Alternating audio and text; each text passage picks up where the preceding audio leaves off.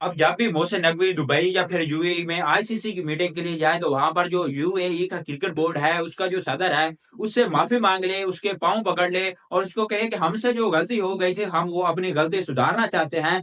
हमने आपका जो डॉन ब्रैडमैन आपसे छीन लिया था, हम आप अपना आपका वो डॉन ब्रैडमैन अब आपको वापस करना चाहते हैं। यूएई के तरफ से जो खेलने वाला था उस्मान खान, पीएसएल के अंदर कोई जबरदस्त किस्म की परफॉर्मेंसेज दिखाने के बाद 17 में इनिंग के अंदर जो है 53 की एवरेज के साथ 3 सेंचुरियां और 3 हाफ सेंचुरियां बनाने के बाद जिसको शायद T20 का डॉन ब्रैडमैन बना लिया गया था।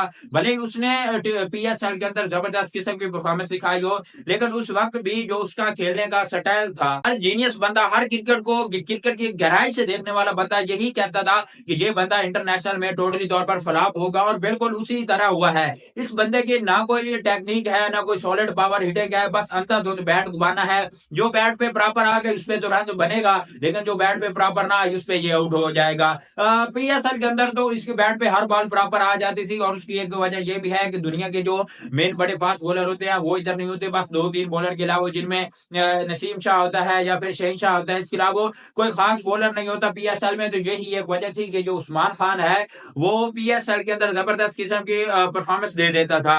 लेकिन उसी के बरक्स अगर इंटरनेशनल क्रिकेट में देखें तो वहां पर ये टोटली तौर पर फ्लॉप हो रहा है और इसको इतने तकरीबन चांसेस मिल चुके हैं कि मेरे ख्याल में अगर इतने चांसेस मोहम्मद हारिस को दिए होते, इतने चांसेस हैदर अली को दिए होते या इतने चांसेस किसी भी और बैट्समैन को दिए होते तो यकीन करें वो भी अब तक पाकिस्तान क्रिकेट टीम के अंदर परमानेंट जगह बना चुका होता। लेकिन उसी के बरक्स उस्मान खान को जितने मुसलसल चांसेस दिए गए हैं और ये पाकिस्तान का वो वाहिद नौजवान बैट्समैन है जिसको परमानेंट चांसेस दिए गए, कंसिस्टेंसी के साथ चांसेस दिए गए हैं। अब इसको पहला T20 मैच था साउथ अफ्रीका के खिलाफ जिसमें से इसको ड्रॉप किया गया है। इससे पहले ये लगातार पाकिस्तान की तरफ से खेलता हुआ आ रहा था, कोई भी किसी भी एक मैच के अंदर भी इसको ड्रॉप नहीं किया गया था। ये इसका पहला मैच था जिसको ड्रॉप किया गया है। इतने कंसिस्टेंट और परमानेंट चांसेस देने के बावजूद ये बंदा रन नहीं बना सका। ये पाकिस्तान की तरफ से अब तक टोटल 18 मैचेस खेल चुका है जिसमें से 232 रन है इसके। जो इसका हाईएस्ट स्कोर है वो 52 है ऑस्ट्रेलिया के खिलाफ और वो 52 भी इसने 38 बॉलों पर बनाए थे। 38 बॉलों पर इसने ऑस्ट्रेलिया के खिलाफ 52 रन बनाए थे जो कि ऑलमोस्ट 120 का 130 का स्ट्राइक रेट बनता है।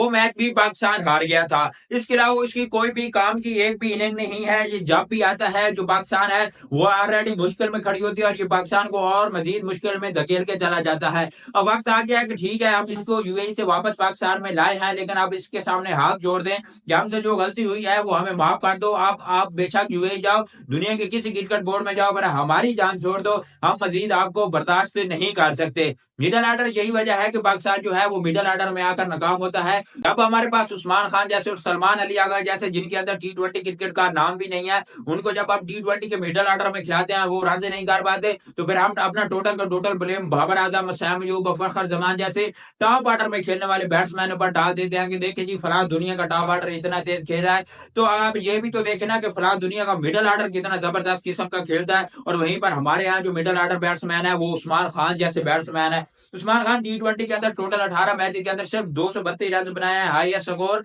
52 का है और एवरेज जो है वो 15 रनों की है। इमेजिन करें कि इतनी कम एवरेज, इतने कंसिस्टेंट चांस देने के बावजूद भी इसकी एवरेज जो है वो सिर्फ 15 रनों की है। अगर इसका स्ट्राइक रेट की बात करें तो इसका जो स्ट्राइक रेट है वो 122 का है। पाकिस्तान T20 क्रिकेट जो है वो ऑलरेडी इसी मुश्किलात का शिकार है कि हमें तेज खेलने वाले बैट्समैन नहीं मिल रहे और ऊपर से इस भाई साहब का जो स्ट्राइक रेट है वो भी सिर्फ 122 का है। तो अब मेरे ख्याल में वक्त आ चुका है कि उस्मान खान से जान छुड़ा लेनी चाहिए, चाहे वो यूएई में, चाहे बेहतर यही है कि उसको डोमेस्टिक क्रिकेट में भेजा जाए। पीएसएल की परफॉर्मेंस की बुनियाद पर पहले भी कई सारे नौजवान जो हैं वो आकर फ्लॉप हुए हैं और जो लड़के डोमेस्टिक में परफॉर्मेंस देकर आते हैं वही कामयाब होते हैं। तो इसको कहा जाए कि जाओ आप कायदे आजम ट्रॉफी खेलो, चैंपियन कप खेलो, वहां पर कोई 2-3 साल इसको रगड़ा लगाया जाए और उसके बाद जो डोमेस्टिक के अंदर परफॉर्मेंस होगी उसकी बिना पर फैसला किया जाए कि ये अब इंटरनेशनल खेलने के काबिल है या नहीं।